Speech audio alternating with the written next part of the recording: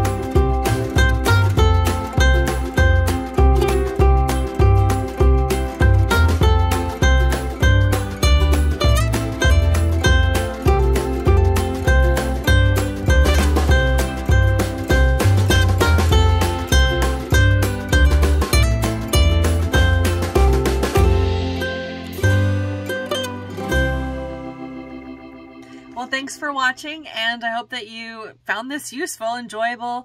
Maybe you're in a pinch and you need to find something to eat. Well, go to the Loves. You can also get showers. Did you know that you can get a shower? That's right. I think it's with like $50 in fuel, you get a free shower.